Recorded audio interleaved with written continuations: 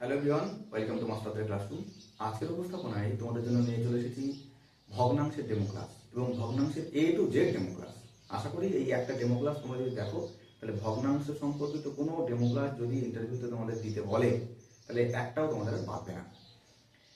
আজকের যে উপস্থাপনা, সেই উপস্থাপনাটা শুরু করার আগে তোমাদের একটু আমি বলে দিই, এর আগে কিন্তু আমি দশমিক ভগ্নাংশের ধারণা দিয়েছি। তারপর গত পর্বে আমি ইন্টারভিউয়ের প্রশ্ন উত্তর পর্ব রেখেছিলাম, সেখানে আমি ভগ্নাংশের ধারণা তুমি কিভাবে 2 মিনিট বা 1 মিনিটে দেবে সেই বিষয়টা আমি দেখিয়েছিলাম। দেখো, এই ভগ্নাংশ থেকে 3 ধরনের ডেমো আসতে পারে। যে ভগ্নাংশের ধারণা দিন একটা, দশমিক ভগ্নাংশের ধারণা দিন একটা, সামান্য থেকে দশমিক ভগ্নাংশের ধারণা দিন আর একটা। তো তোমাদের প্রথমেই আমি একটা কথা বলবো যে ইন্টারভিউতে তোমরা যাচ্ছ সবাই কিন্তু ফর্মালিটিটা পূর্ণ করবে। শ্রেণী, বিষয়, তারিখ টারিখগুলো লিখে নেবে। যদি লিখতে বারণ করে ডাইরেক্ট বিষয়ে চলে যেতে বলে, তুমি ডাইরেক্ট বিষয়ে চলে যাবে, সে ম্যাটারটা আলাদা। কিন্তু কেউ যেন না লিখে মাইনাস খেয়ে বসে না, কারণ লিখলে না, অথচ ওনারা দেখলো যে তুমি লিখলে না, ওনারা কিন্তু প্রশ্ন করে বসবেন যে তুমি লিখলে না কেন। তো ওটা কিন্তু তোমার ক্ষেত্রে একটা মাইনাস হয়ে যাবে।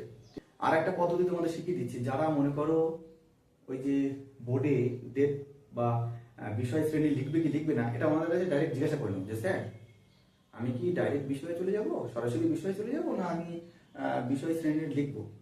তাহলে ওনারা পরিষ্কারভাবে বলে দেবেন। ওনারা তো যদি বলে দেন যে না তুমি করো, ডাইরেক্ট বিষয়ে চলে যাও, তাহলে তুমি ডাইরেক্ট বিষয়ে চলে যাবে।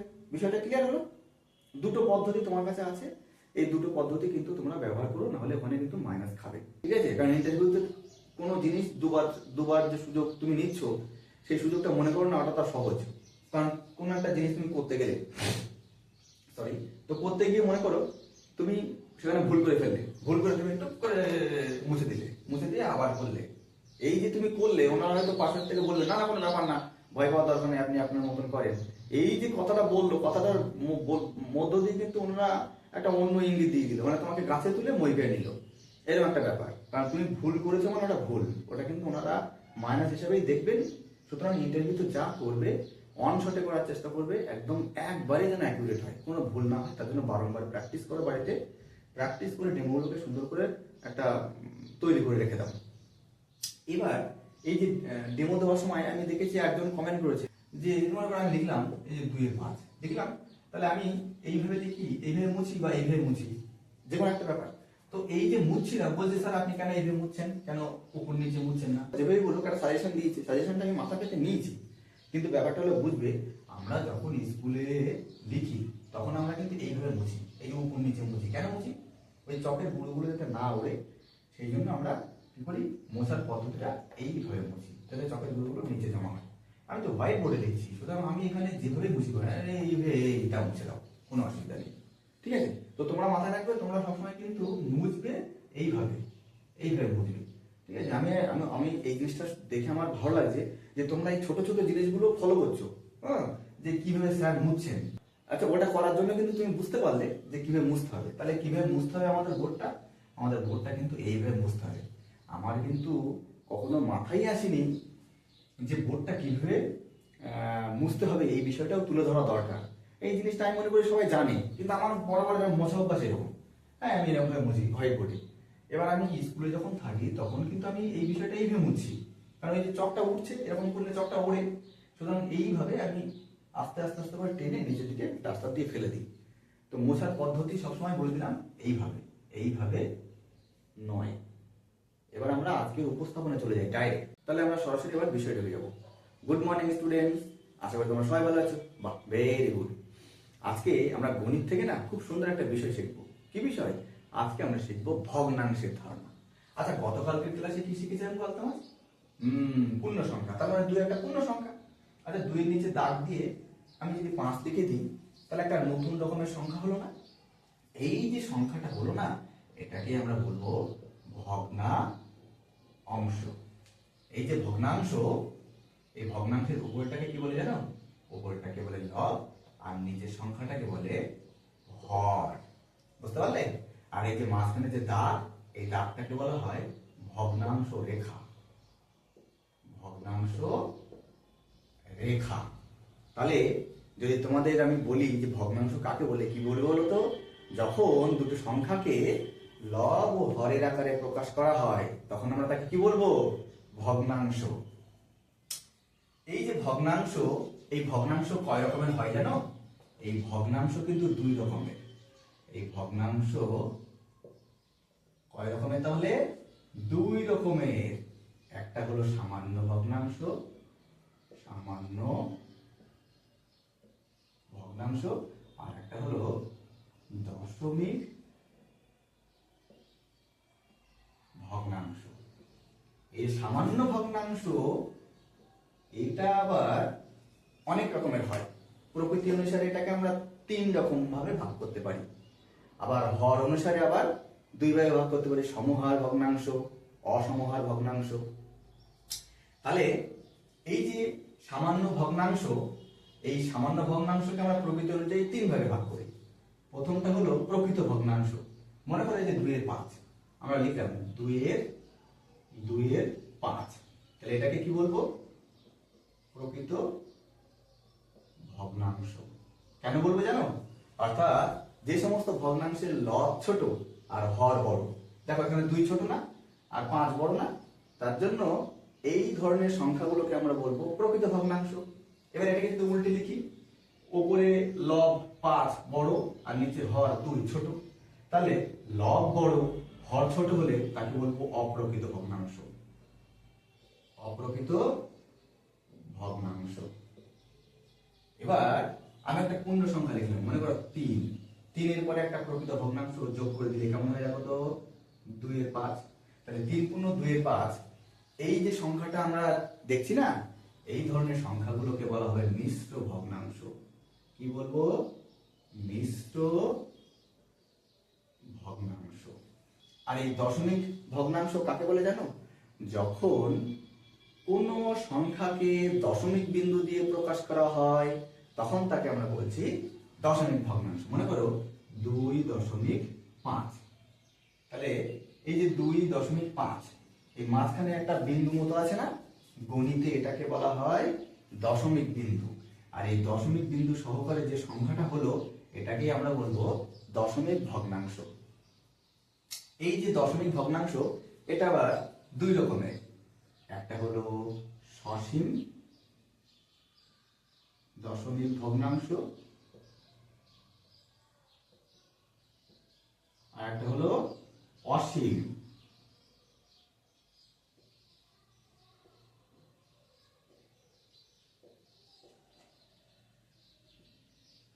সসীম দশমিক ভগ্নাংশ কোনগুলো? মনে করো আমি 5 দিয়ে 2 কে ভাগ করব, অর্থাৎ এই যে 2/5, তার মানে 5 দিয়ে 2 দিয়ে ভাগ করি, ভাগ যাবে? যাবে না।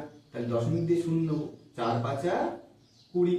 তাহলে এই যে উত্তর কত হলো? 0.4। তাহলে দশমিকের পরে আর কোনো সংখ্যা বেরোচ্ছে? একটাই সংখ্যা আছে, সেটা হলো 4। এইগুলোই হলো কি? সসীম দশমিক ভগ্নাংশ। অর্থাৎ দশমিক বিন্দুর পরে যখন নির্দিষ্ট সংখ্যা থাকবে বা সীমিত সংখ্যা থাকবে তখন তাকে আমরা বলবো দশমিক ভগ্নাংশ।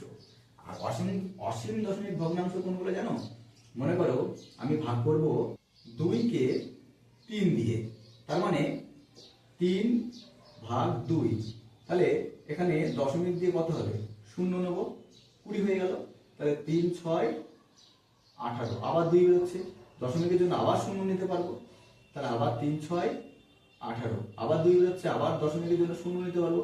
3 6 18। তাহলে দেখো 6 6 হয়ে যাচ্ছে, তাই না? এই অঙ্কটা যদি তোমরা করো তাহলে কিন্তু উত্তর কখনো শেষ হবে না।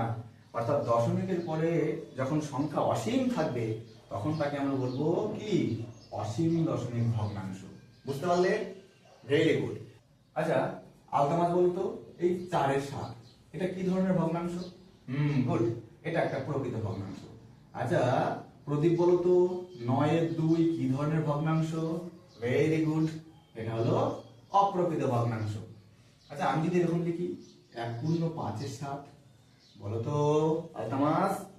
গুড, হ্যাঁ এটা হলো মিশ্র ভগ্নাংশ।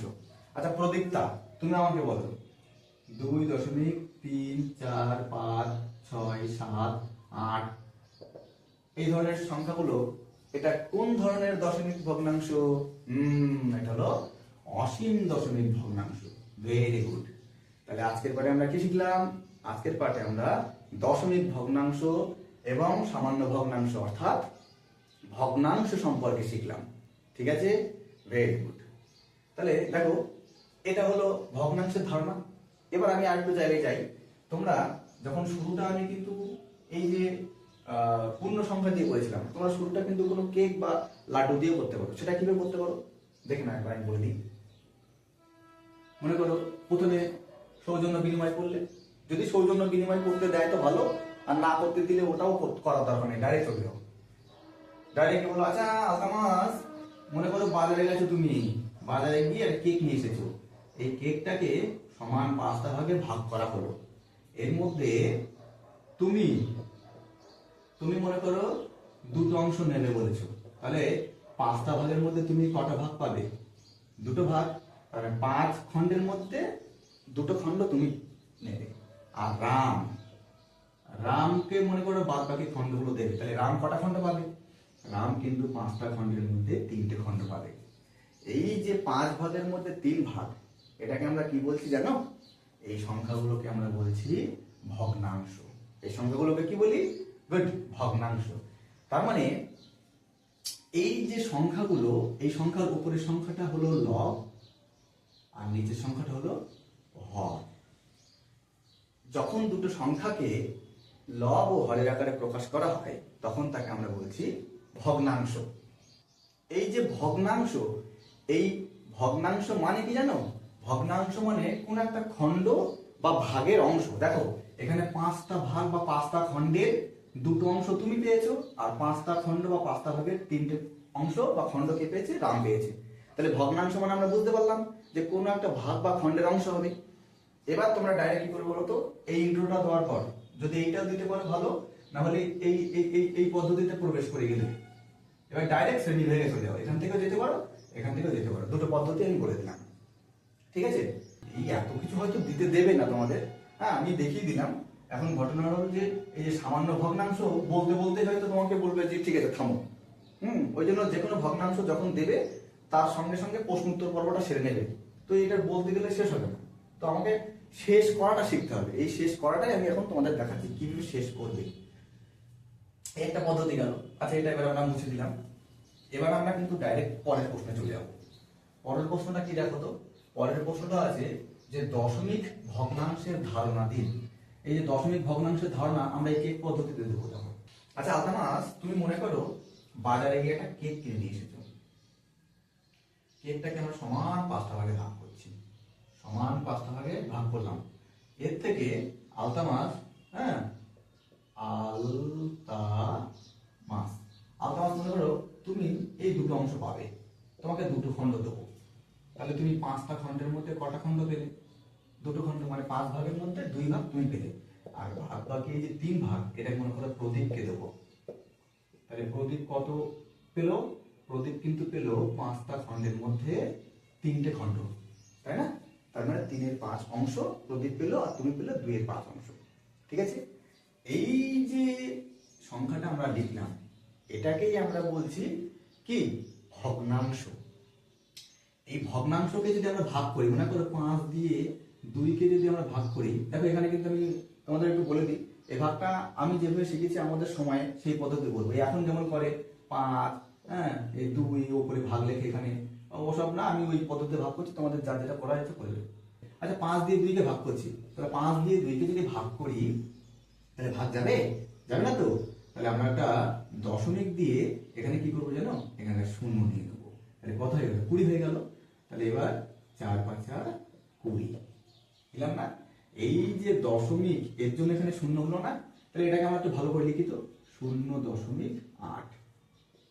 দেখো তাহলে এই যে বিন্দুটা, এই বিন্দুটাকে আমরা তাহলে কি বলছি? কি বললাম এক্ষুনি? হ্যাঁ গুড, দশমিক। আর এই যে দশমিক বিন্দু সহকারে এই যে সংখ্যাটা, এই সংখ্যাটাকে আমরা কি বলবো জানো?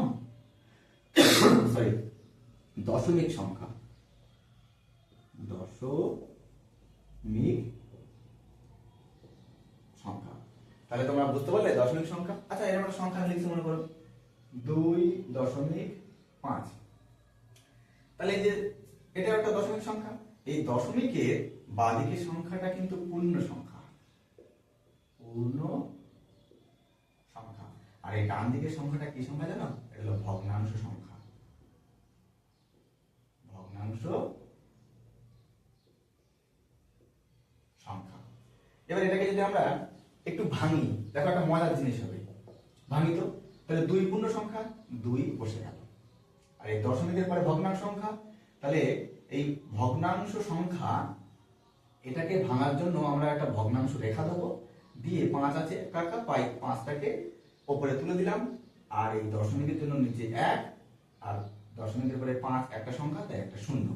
তাহলে দেখো তো এখানে নিচে হরটা কি হলো? 10 হলো না? গুড।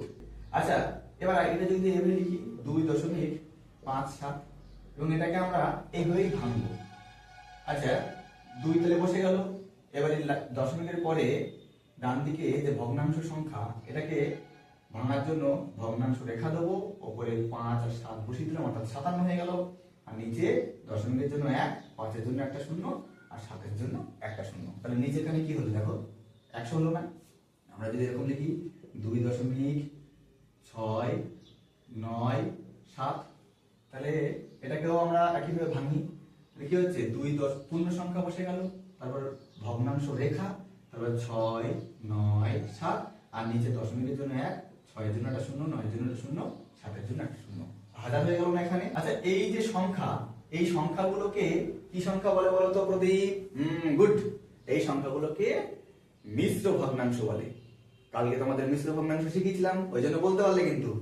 আচ্ছা, এবার প্রত্যেকটা এই যে ভগ্নাংশ সংখ্যা, হ্যাঁ, এই যে ভগ্নাংশ সংখ্যার নিচে দেখো, এটা 10 আছে, এখানে 100 আছে, এখানে 1000 আছে, মানে হর দেখো সবসময় 10 বা 10-এর ঘাত সংখ্যা হচ্ছে না? তাহলে আমরা এই যে দশমিক ভগ্নাংশ, এই দশমিক ভগ্নাংশের সংজ্ঞা কিভাবে বলবো জানো? অর্থাৎ যে ভগ্নাংশের হর সবসময় 10 বা 10-এর ঘাত সংখ্যা হয়, তাকে আমরা বলছি দশমিক ভগ্নাংশ। বুঝতে পারলে? যখন এই হর 10 হবে, তখন তাকে আমরা বলবো দশাংশ। যখন হর 100 হবে, তখন বলবো শতাংশ।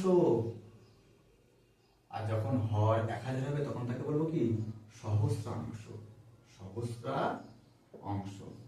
অর্থাৎ দশাংশ মানে 10 ভাগের 5 ভাগ, শতাংশ মানে কি? 100 ভাগের কত ভাগ, অর্থাৎ 100 ভাগের মধ্যে কত ভাগ? 57 ভাগ।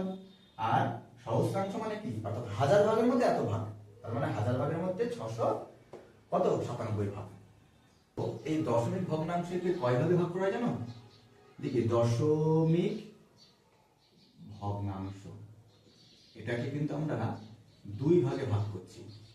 একটা হলো সসীম দশমিক ভগ্নাংশ, সসীম দশমিক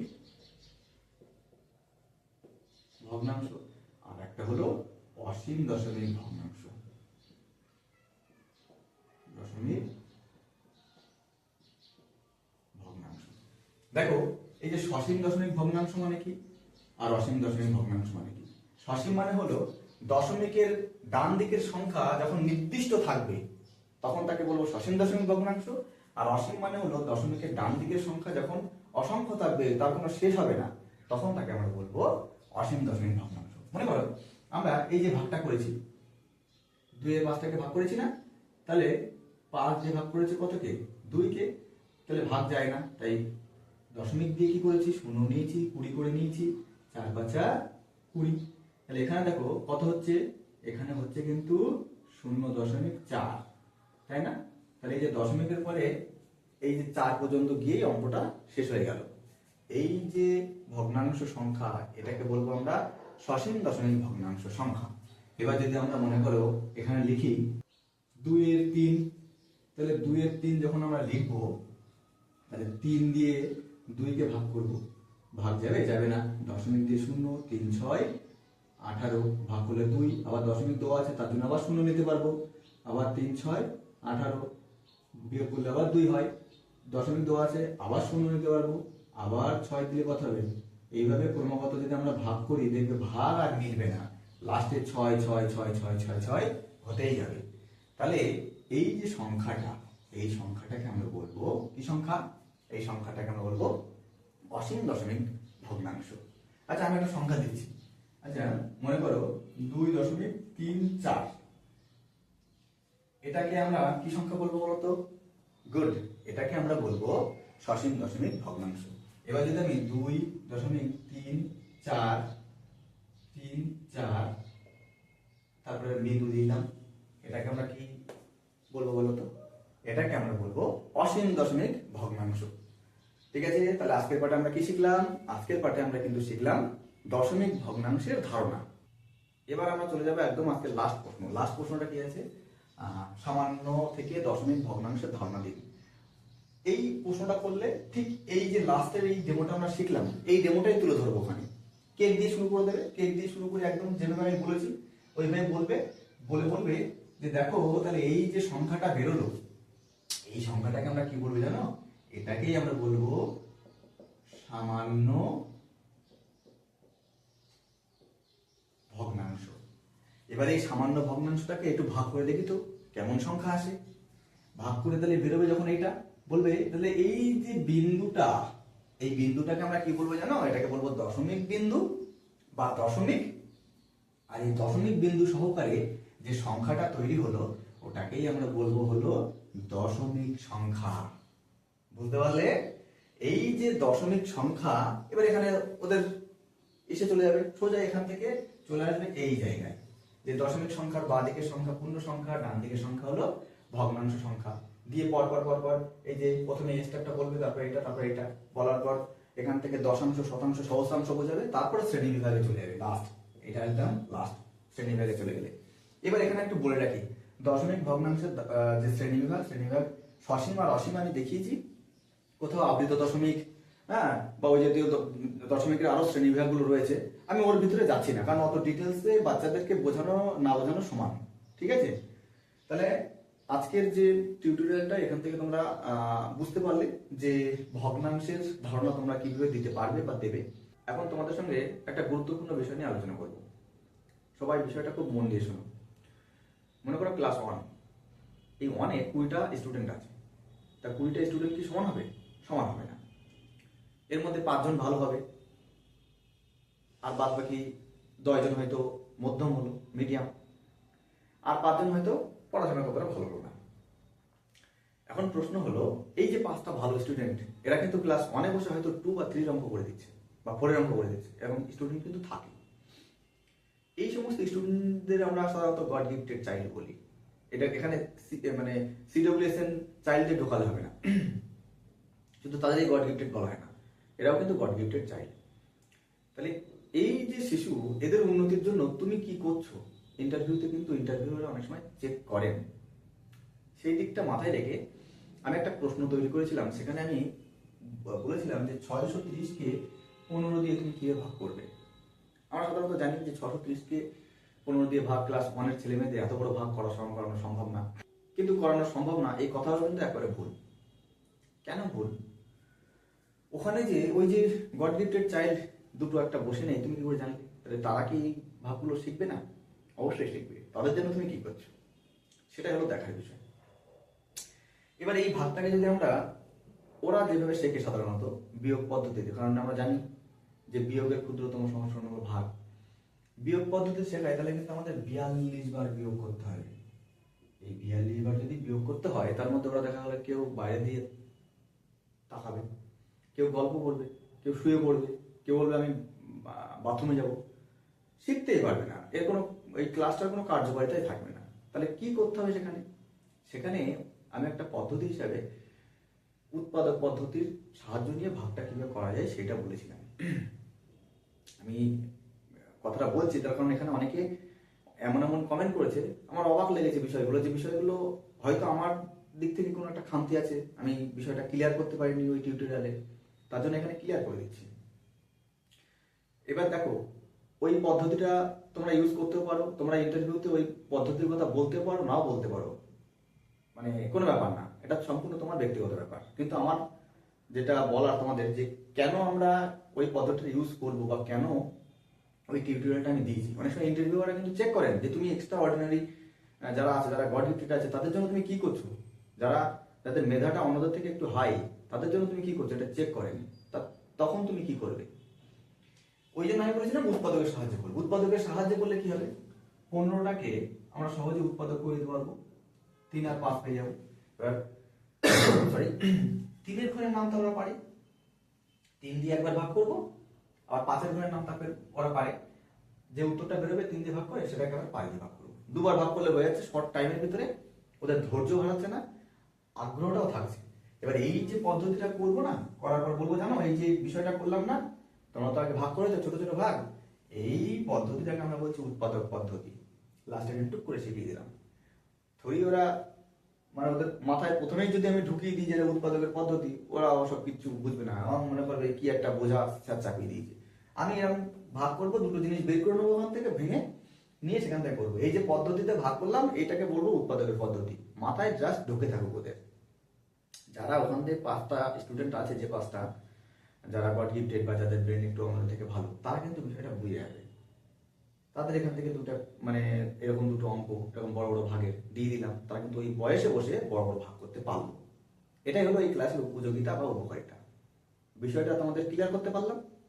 এবার অনেকে এখানে আমাকে একটু দেখছি আর একটা প্রশ্ন, অন্যরকম প্রশ্ন। এই প্রশ্নগুলো আমার কাছে অদ্ভুত লাগে, অদ্ভুত মানে অদ্ভুতই। অর্থাৎ এই যে 15 দিয়ে আমি 15কে উৎপাদক করেছি, উৎপাদকের সাহায্য নিয়ে আমি এরকম ভাবে ভাগ পদ্ধতিতে ভাগ করেছি।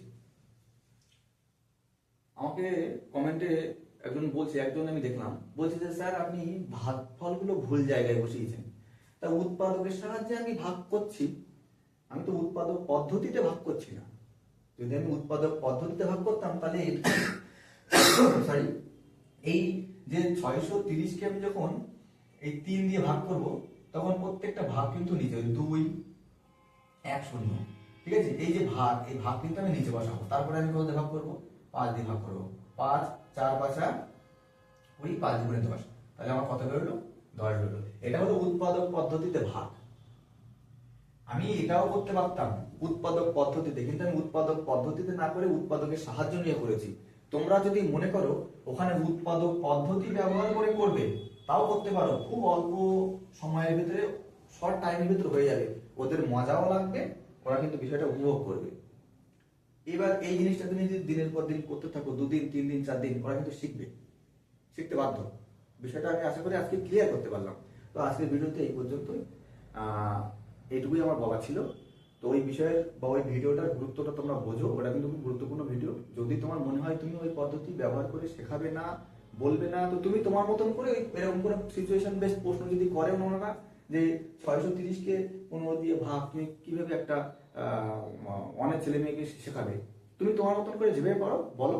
আজকে এই পর্যন্তই, দেখা হবে নেক্সট ভিডিওতে। সবাই ভালো থেকো, টাটা।